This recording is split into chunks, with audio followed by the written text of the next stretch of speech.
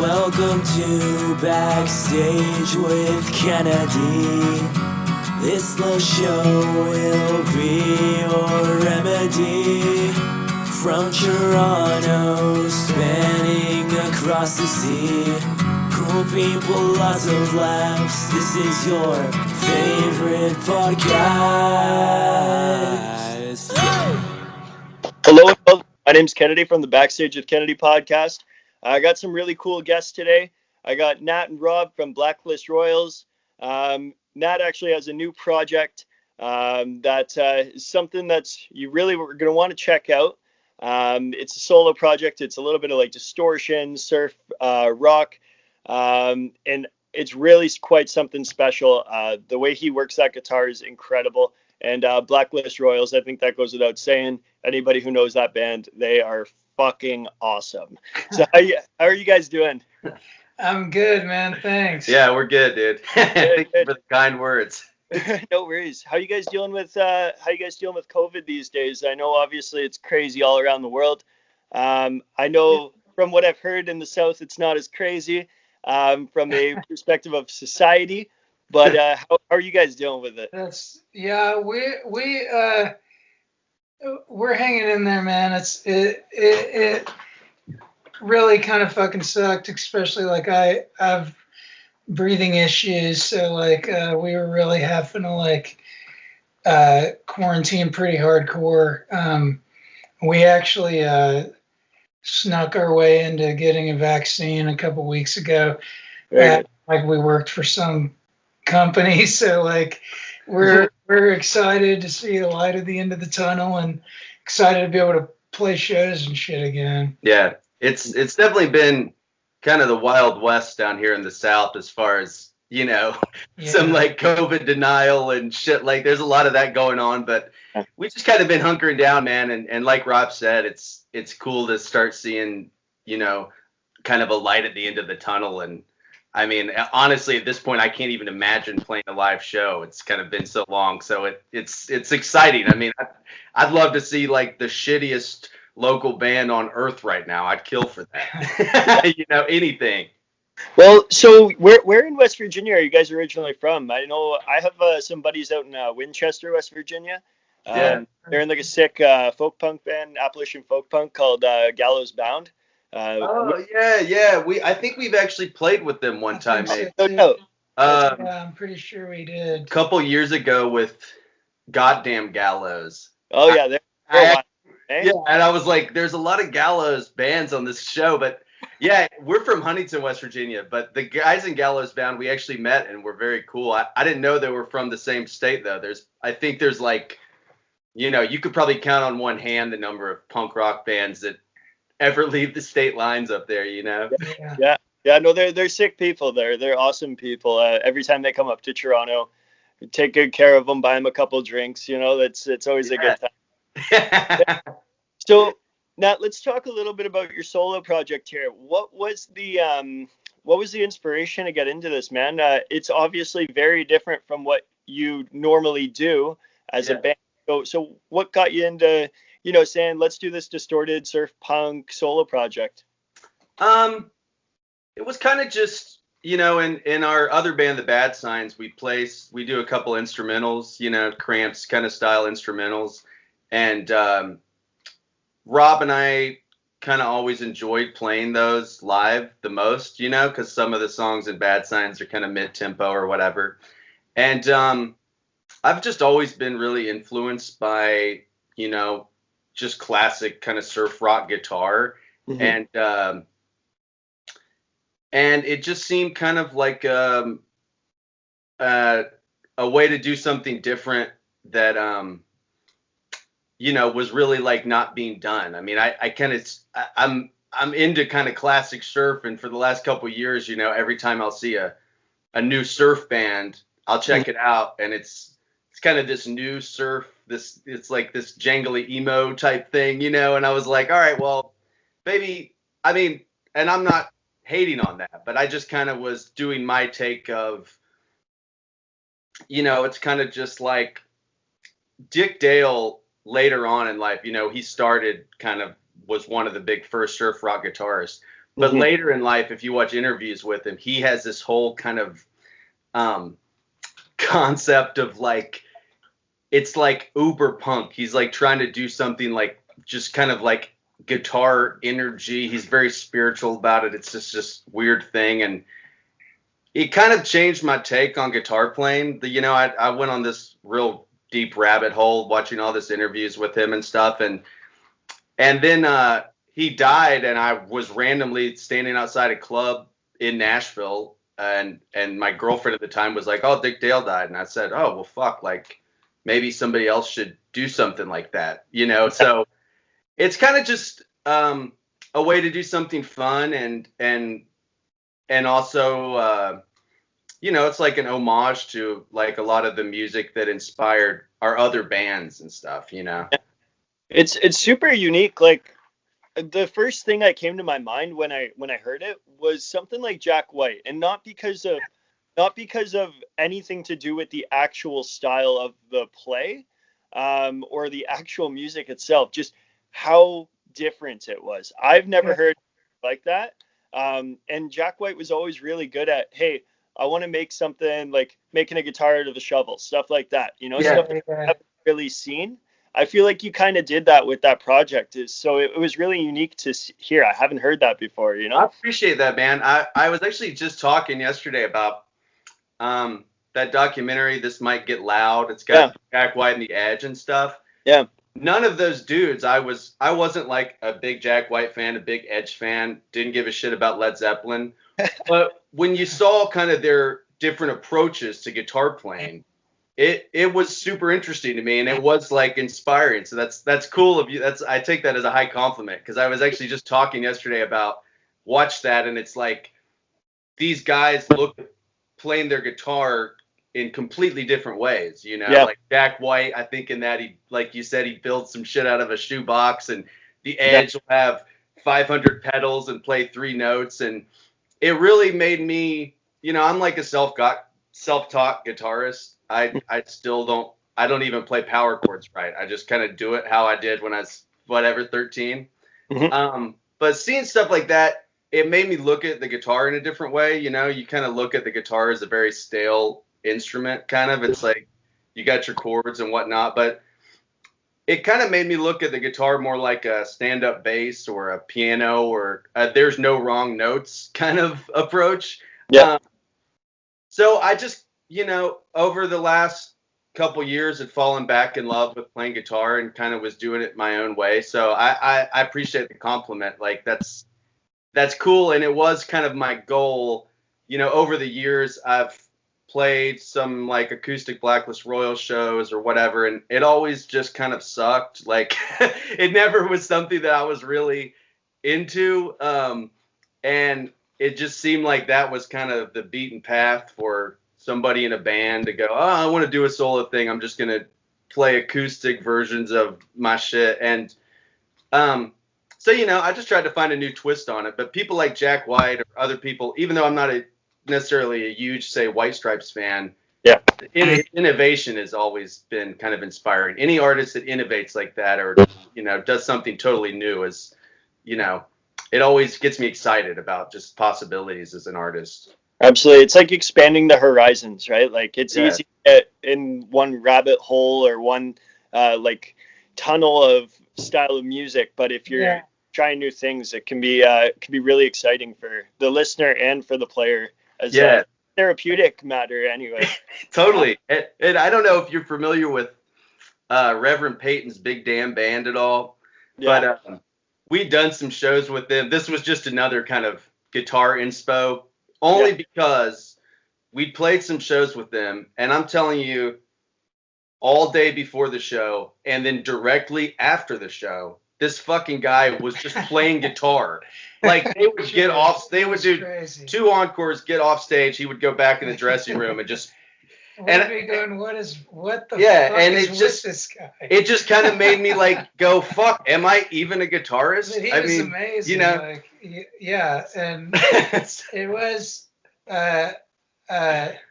I mean, and even when we did Die Young with Me too, I feel like we started playing in bands like like being a musician was secondary, you know.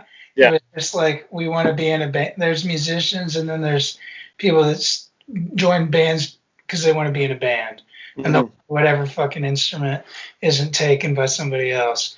And that's kind of how we started. And yeah, it wasn't until we were like fucking probably 30 that we really started like going, we should probably we should probably Yeah, like I should learn to actually play this thing maybe a little bit. You know, I mean, you get in the room with some really. I guess what I was getting at is over the years, we've been like able to get in the room with some really sick guitars that really kind of school you and make you go, "Fuck, I should like learn to play this thing." And I will say the lockdown. I mean, I had started. I had already planned to do it and planned to be recording it last year anyway, but I recorded all that during the lockdown. So it was kind of, you know, I definitely had time to sit and practice, you know. I think a lot of musicians actually like from I started this podcast. I mean, I think this yeah, I don't even remember what episode we're at now, but there's a lot of episodes in so far, and I started last January or February or something. So I started right when lockdown started, and I was like 3 episodes a week, and I was talking to people, and they're like, especially early on in the lockdown, they were like, I just bought myself a home setup. I don't even know how to like record my own stuff, but I'm teaching myself, and they were just sending out content, especially those videos of people in like different rooms and stuff like totally Yeah. like those were coming out like that, you know. Now it's starting to slow down, but you can tell that when we do reopen, people are gonna have so much music in their bag that they're just gonna open up. I hope so. Absolutely. So what's it like? What's it like being in a band as brothers? Obviously, you guys are twins. You seem to be on the same wavelength. Is it challenging at times? You have to ask our bandmates about that. I think it can be trying, you know. Yeah. But No, we're good. No, it's I tell you, man, no matter what, and especially when you've been playing in bands and stuff as long as we have, the main thing about playing with a family member or whatever is one, you've always got a bandmate, which is great. But it's like, you know, there is a thing where when you're playing with family, it's like a different vibe a little bit. It's like, you know, we've always played in bands together, so it you know, we're just kind of on that wavelength. yeah, you know. it's cool. I'm like it's like you said, we are on the same wavelength. So like when we're working out songs or like it's about as technical as like just do the fucking thing and this thing and then do the fucking we go yeah okay, and then everybody else is like what about? Yeah, I mean, we've certainly had our moments, but I will say I've known a lot of like sibling bands that can't even sit in the same room together at this point. So I'm feeling pretty good and On lucky. the podcast, I'm 2 for 2 now of brothers who can actually play together and don't hate each other. The other band I had on, they were like hitting each other with like, oh yeah, I don't like playing with him. I don't know what he's talking about, but you can tell that they actually enjoy playing together. Yeah. So what's next for Blacklist Royals? Do you guys got something you're working on? What's upcoming for you guys? Yeah, we've been working on a lot of stuff. We were supposed to do a 10th anniversary show at the fest, but it got canceled, and so now that's been rescheduled. Actually, I am hoping it's going to get rescheduled, and we'll be able to do that this year. But we have a new EP that's about to drop next month called Doomsday Girl, and it's like a 3-song EP, and it's the songs are actually part of a collection of songs we had been putting together for a soundtrack to one of my books is a coming of age memoir about us playing punk rock, and we had written all these songs for the soundtrack and gone back through a bunch of songs that we'd written as teenagers and shit, and a lot of these collection of songs we'd recorded that are coming out next month were originally from that. That's very cool. That's very cool. Sounds like you guys are not just musicians, you know, like you actually Yeah. have the idea to expand your arts to other things as well. Yeah. Yeah, we try, man. Yeah, and it's actually funny. I mean, even like Bad Signs or whatever, you know, sometimes we'll do projects that it's just kind of the visual, you know what I'm saying? Or like I'll see a movie or something and we'll kind of go, okay, we're going from the visual and then we're going to figure the sound out or whatever. And Rob's definitely branched out a lot. I mean, with his books, and he's doing screenwriting and stuff now. And, you know, the surf stuff was kind of an attempt at that too, just to kind of switch it up. And, you know, it's always good, like, not to get stuck and kind of stagnate. I mean, you know, and when you're young, especially, it's like you got this idea of whatever the thing is you're going to do. And then you kind of, not to say hold on too long, but it's always good to go, all right, but if I'm a creative and I'm an artist, maybe I can do all these other things. And it kind of feeds back into the same, you know, just like the same thing. And it's like these Blacklist songs that are coming out, it is funny because they're like written off stuff we'd been doing 20 years ago, but it's almost sad how it's like the times have caught up, you know what I mean? So it's going to be cool to release those, and it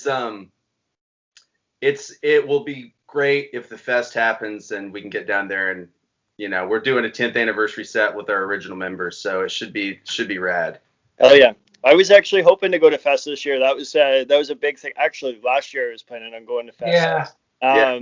I was talking about it with some friends at a bar one night, and I was like, yeah, you know what? I'm gonna go. I've never been, and I mean, the travel from Canada, it's a little bit of a mission, but yeah, I'm sure. I was gonna do it, but it's all good. It's all good. Next time. Yeah, man. I hope if it happens this year, you can go. Like, it's a great fucking time. Absolutely. So, I'm going to just do a quick promo. Shout out to my boys, Revive the Rose. They got their own beer. This stuff's real good. It's in the NHL video game. It's played at NHL arenas. It's sick. It tastes good. Yeah. And Revive the Rose, sick band. So they made their own beer. So good for them, man.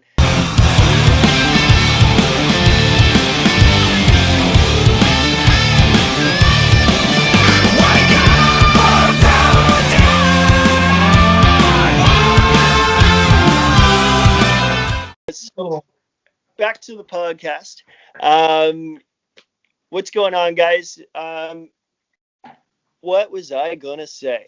I had something on my mind. Yeah, so you guys being from West Virginia, obviously punk's not really the first thing that punk rock's not generally the first thing that people would think of. Right. What got you guys into that genre as a whole, and why didn't you go any other route? What really pushed you into this route? I think I mean we were getting into like it was the 90s, so like, you know, Nirvana and fucking bands like Everclear and bands like that, and then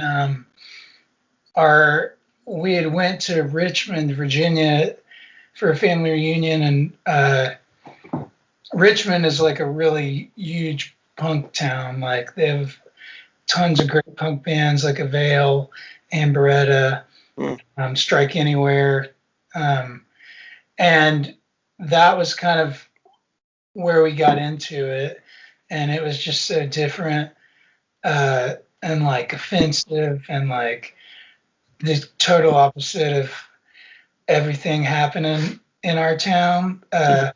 So yeah, it was just like we were hooked. Yeah. You know.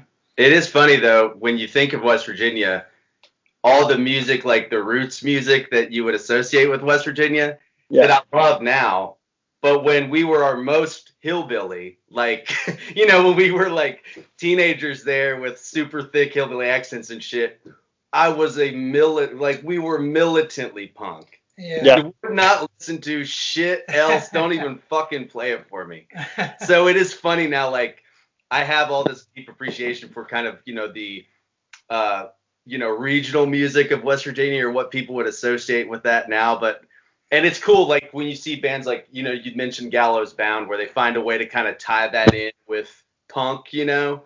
But back in our day, we were just like, we're going to be fucking rancid, fuck you, and we hate country music. And but we were definitely oddballs back in the day, man. I mean, I don't know what it's like there now, but there wasn't many punks running around. Well, and I think that comes with being an angsty teen. You know what I mean? Like, you're out here like, yeah, I'm gonna do my own thing. I don't want to be the normal. You know? Totally. Get that. Yeah, I don't know. When you hear like music that's coming out now, that like young people are listening to, it's like they're not angry, they're too busy to be angry or something. But like, you know, when you were fucking a teenager with nothing to do and nowhere to go, like, there's nobody gets more pissed off than that. Punk rock is like the perfect outlet. Yeah. If I grew up back in like this generation, like, and I was like a teenager now, I would definitely be in the same boat. I would be listening to a lot of punk. I would not. And that's no offense to the new stuff. It's just not my style, you know? Yeah, I feel you. Yeah. So, guys, one thing I really like to do on this podcast is I like to like basically talk about, obviously venues are struggling right now. So I like to like really spotlight a local venue and have you like kind of talk about it. So what's a venue that you guys really like? And tell me a story about that venue that really resonates with you, or like an awesome night you had at that venue. I'd say, what do you think, the End? Yeah, or Accident, probably the End. There's a club here called the End that is it actually might be a victim of coronavirus, right? It might get shut down. Yeah. It's a punk club that's been here forever. The Ramones played there back in the day, like all kinds Circle Jerks. It's actually right across the street from a venue called Exit In, which is like a really famous rock venue in town. Also another great venue. Mm-hmm. But this is kind of like the underground venue across the street. Okay. And back in the day, we used to, that was like Blacklist Royals spot when we started our band, you know, and we like sold it out once maybe, and we're going, fuck, we made it. But a good story about that place was, he's now passed on, but back in the day, there was a sound guy there who was like this. I don't know if you ever watched Bam Margera's TV show back in the day. Okay, whatever his his uncle or whoever was in that show. Yeah, he looked, sounded like he was that fucking guy. And every day he would show up, let you in, sit in his truck, do blow, and then come in, and without fucking fail, every time you played there, it didn't matter if you had a big intro or whatever you wanted to do. He'd fucking flip the house music off before you wanted it. Like, before you were ready. It never failed. Yeah. Like, you'd be out on stage ready to do your shit, and it'd be like, house music's cut, and everybody's just staring at you. He was a total trip. He was like, it was kind of like a trial by fire, you know. That was the underground venue, and then you had this dude there doing sound that would talk shit. He would talk shit to you, like, through the fucking monitor, through his monitor at the soundboard. Like, so it was that place had a lot of character, and it's just an awesome club. And it's definitely one of the places I hope holds on here, because it was certainly like the great thing about venues opposed to, say, restaurants and stuff. I mean, I think venues are seriously like a cultural kind of melting pot, and it's like an incubator for people to get together and all this great shit spurs from a good music venue, art venue, whatever. So it's definitely, I'm hoping it's not as bad as everybody's predicting, but it's cool of you to be doing venue shout outs because, a band can kind of sit home for a year and not do anything. But a venue, I mean, the idea of a bunch of small venues closing is a total drag, especially like people like us that made our bones playing small clubs. I mean, they're the lifeblood of like the underground, just period, I think. Absolutely. Well, that venue seems quite awesome. I hope it does survive. It is awesome. Yeah. That's wicked. That's my kind of place right there. You mentioned that, yeah, it's like a cultural melting pot. Well, I was thinking like, when we're young, we go to things like community centers and that just becomes the thing to do, right? Hang out outside the community center. Well, as we get older, we start to hang out in these venues as musicians, right? We start to hang out in these venues and that becomes like our community center where we start to know everybody within our community and branches relationships, branches music, all this stuff right out of it, right? Absolutely, man.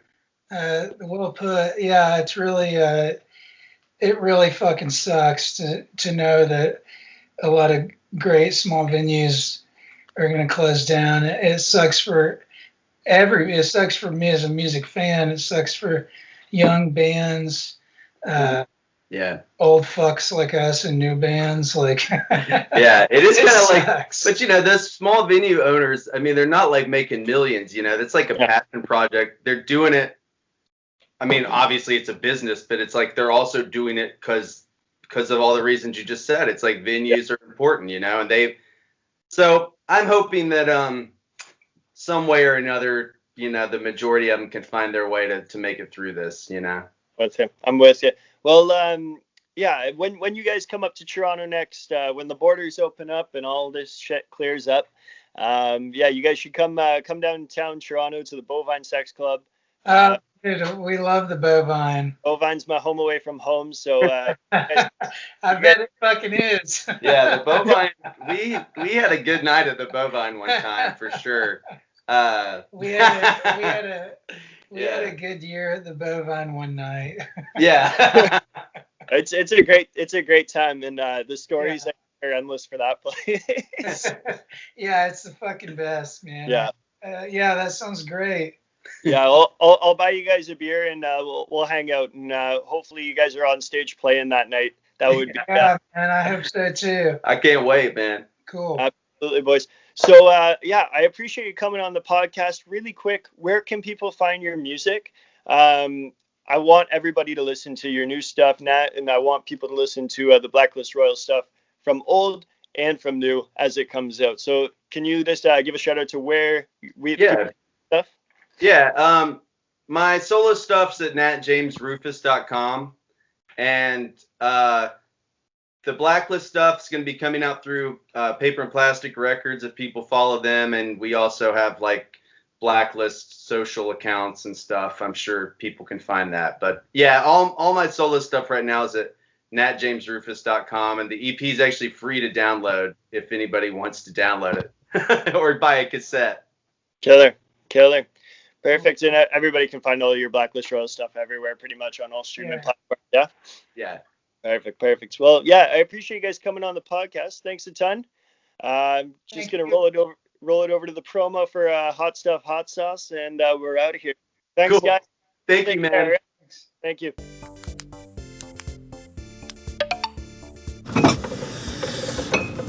Buns, check. Hot dogs, mustard, check. Ketchup. Hot stuff. Nah. Where's the hot stuff? I didn't bring it.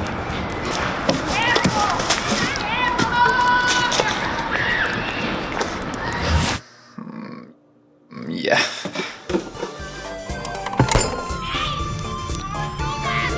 So good with the hot stuff? Very good with the hot stuff.